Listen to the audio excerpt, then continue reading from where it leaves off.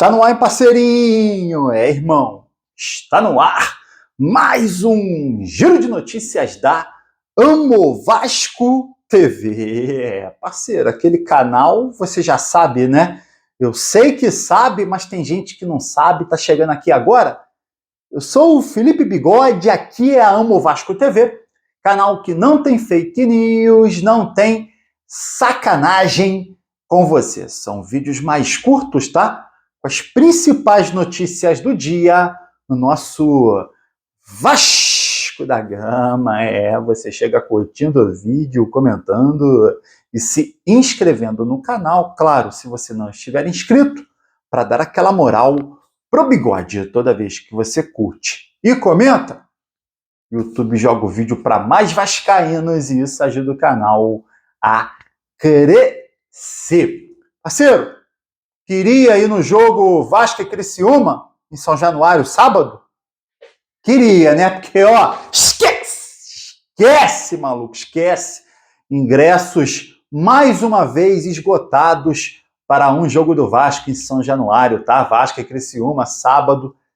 Acabou, irmão, esgotados os ingressos dentro de uma partida importantíssima, né? Que o Vasco não pode pensar nem em empatar, não pode perder ponto não, cara. O Vasco vem de 2 derrotas já no campeonato. Perdeu pro Bragantino fora, perdeu pro Fluminense, clássico, tá? O Vasco já é 15º. O Vasco enfrenta o Criciúma, que é um time que deve brigar para não cair. Dentro de casa o Vasco. Então, irmão, é 3 pontos. O time precisa vencer o Criciúma no sábado, tá? Agora, para essa partida, infelizmente, a gente não deve contar com o Payet. Tá? O Payet ontem voltou a treinar e voltou a sentir dor, cara. Joelho, irmão, joelho de um jogador que já está com seus 36, 37 anos, começa a conviver com lesões, né, cara? E o pior não é isso, irmão. É que a gente não sabe quanto tempo mais o Payet vai ficar de fora. Lá atrás, tinham previsto que ele ficaria de fora 4 rodadas, né? Essa já é a 4ª rodada. Vai ficar fora o quê? E depois? É joelho. É um jogador de 36, 37 anos. E o Vasco, irmão, no mercado, na janela internacional e na janela nacional, não trouxe reserva para o Payet, cara. Não trouxe, irmão, não trouxe.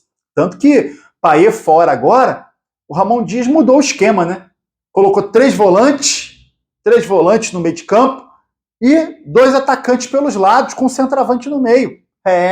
Meu amiguinho, teve que mudar esquema porque não tem outro meia ofensivo no elenco, tá? Não tem, cara, não tem. Me preocupa bastante. A gente falava na janela, né? Se falou em Shailon. Eu falei aqui o Giancarlo do Juventude, que está mostrando serviço nesse início de campeonato brasileiro pelo Juventude, mas a 777 não trouxe, cara. Trouxe mais um volante, que é o Hugo Moura, tá? Que por sinal foi boa contratação, a gente já confirmou isso. Na última partida ele entrou 45 minutos e foi bem. Agora, meia ofensivo não contratou, tá? A gente não tem reserva para o Payet, tá? A gente pensava até que poderia usar o Adson nessa posição, mas o Adson tá mal, maluco. Inclusive, tá lendo uma reportagem do Globoesporte.com falando que o problema do Adson é questão física, cara. Ele não consegue, até o momento, né, não conseguiu entrar em forma física.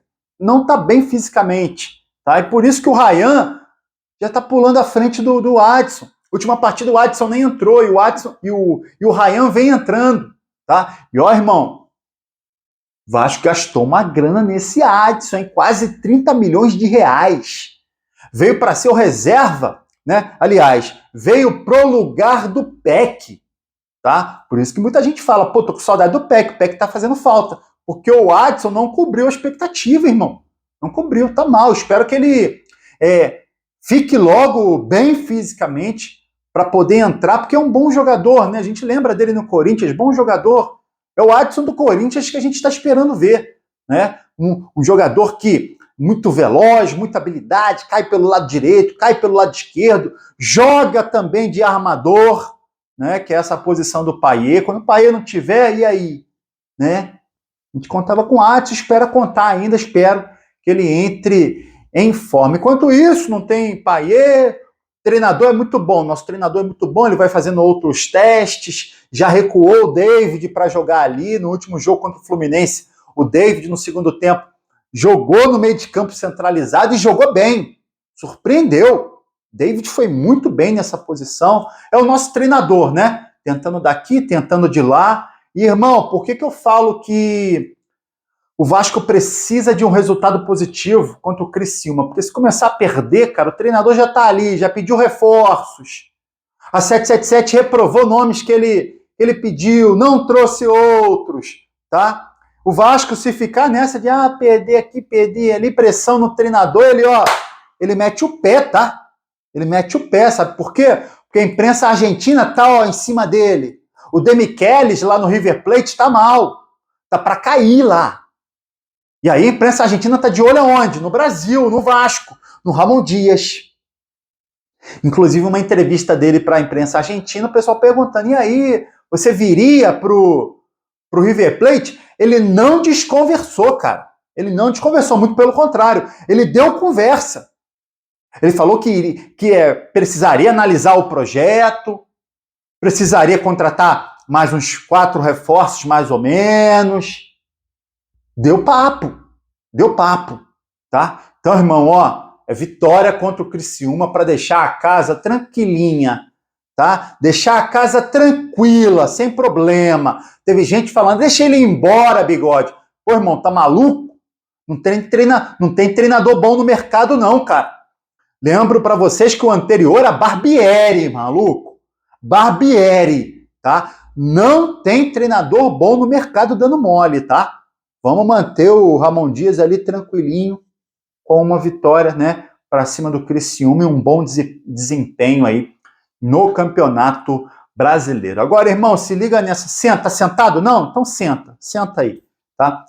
Dívida do Vasco Associativo hoje é de 25 milhões de reais.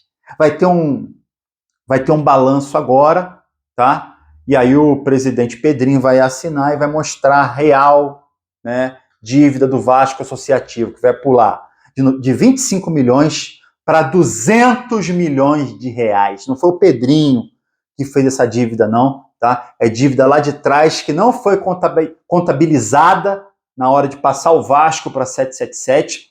Essas dívidas não foram contabilizadas, tá? Porque ainda eram ações que estavam rolando, ainda não era dívida, eram ações. E aí foram julgadas procedentes. E agora o Vasco tem mais dívida para pagar. Irmão, é buraco sem fundo. Vai pagar como sem o futebol? Quem administra o futebol é a 777. Vai pagar como 200 milhões? Aí o Salgado colocou no contrato, sabe o quê? Que o Vasco pode pagar essas dívidas pegando mais dinheiro com a 777, tá? E passando mais porcentagem do clube para a 777. Quer mais? Eu vou te falar mais.